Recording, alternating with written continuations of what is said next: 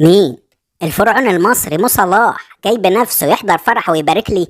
انا مش مصدق نفسي. يا باشا نورتنا وكترتنا وشرفتنا. حبيبي يا ابو جونيور، والف الف مبروك وربنا يتمم لك بخير، وعقبال طهور جونيور ابنك كده. بس خلي بالك، انت ما عزمتنيش بس انا جيت لك برضه اهو. وعلى كده العروسه من البرتغال ولا من اسبانيا؟ يا عم ده البت جورجينيا اللي مصاحبها بقالي سنين دي ومخلف منها كم عيال.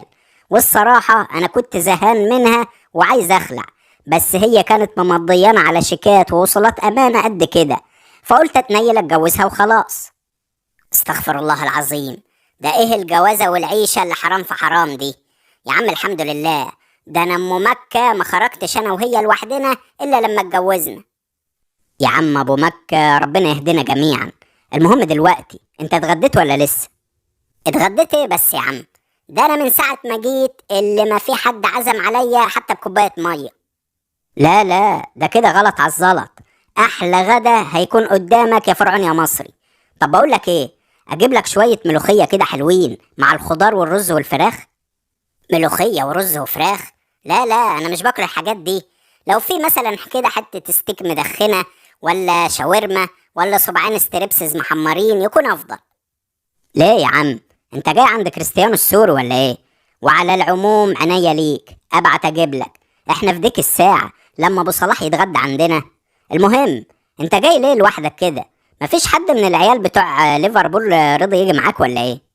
لا يا عم، كان جاي معايا الواد فان دايك، بس كان في لجنة في الطريق وعملوا لنا تحليل مخدرات والعينة بتاعته طلعت ايجابي، فشدوه على الاسم.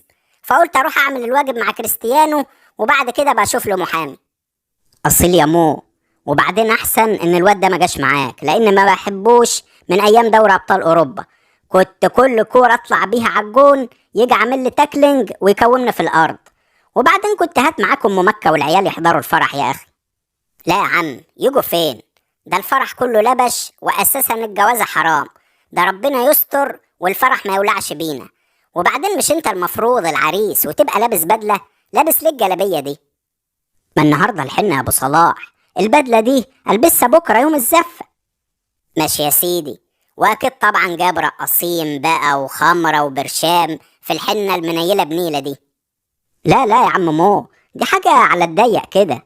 ده انا حتى اتصلت على شيبه والليسي قالوا لي مش فاضيين، فجبت عبد الباسط حموده علشان يغني لي الاغنيه بتاعت قولي لي ايه يا مرايتي، قولي لي ايه حكايتي، تكونش دي نهايتي واخر قصتي.